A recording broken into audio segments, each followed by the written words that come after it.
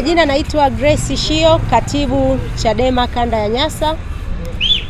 Mnajua kanda yetu ina majimbo 31 na mikoa 5, na leo ni siku muhimu sana kwetu.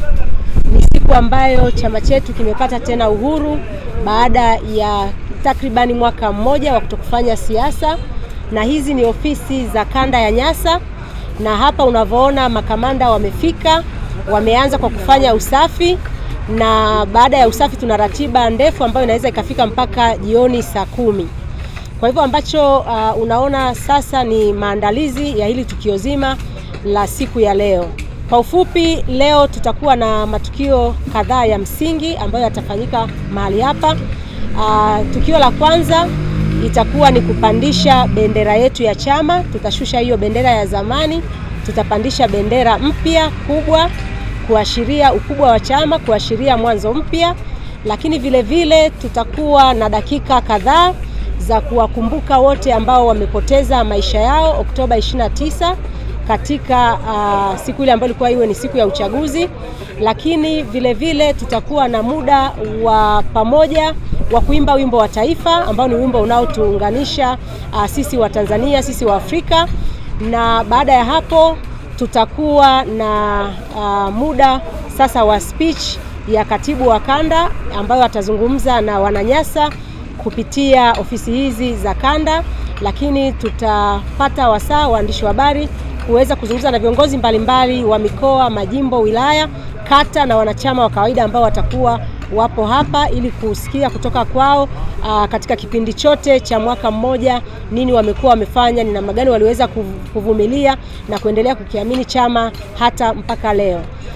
Lakini vile vile baada ya hapo tutakuwa tuna chakula cha pamoja, na siku ya leo tunatarajia watu zaidi ya 500 kukusanyika hapa. Wanatoka majimbo mbalimbali, kutoka Rungwe, kutoka Lupa, Chunya huko, kutoka Mbeya vijijini, Kiela, kwa hivyo Songwe, mikoa ya jirani, wote watakusanyika pamoja na sisi kwa sababu ni tukio la kanda. Kwa hivyo litakuwa lina uwakilishi kwa ukubwa wake. Na baada ya chakula hiko cha mchana tutaweza sasa kubaki tukisherekea ushindi wa haki, ushindi wa demokrasia, na kuweza kupanga mwelekeo mpya wa chama chetu. Kwa hivyo karibuni sana waandishi wa habari, msikose tukio hili la msingi, mkatusaidie kuwahabarisha wananyasa juu ya mwelekeo wa chama chetu. Asanteni sana.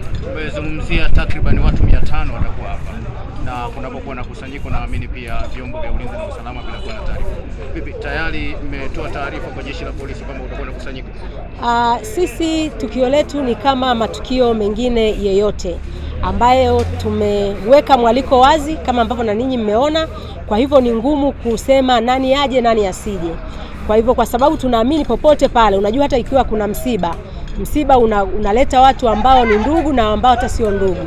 Kwa hivyo kwa ukubwa na mapenzi ya wanachama ambao tunajua wanayo kwenye chama hiki, ndio maana tunakadiria ukubwa wa kiasi hicho. Kwa hivyo hatukudhani kama ni tukio ambalo linahitaji kwenda kumfahamisha OCD kwamba tuko hapa. Najua ameona kupitia vipeperushi vyetu mbalimbali, najua amepata taarifa kupitia wanachama wetu wengine ambao waliweza kwenda kuongea na vyombo vya habari, lakini ni tukio ambalo liko open, yoyote anaweza kuja. Kwa hivyo vyombo vya ulinzi na usalama vikiona inapendeza wao wanaweza kuja, lakini hatujaona kama ni tukio linalotupasa sisi kwenda kuwafuata.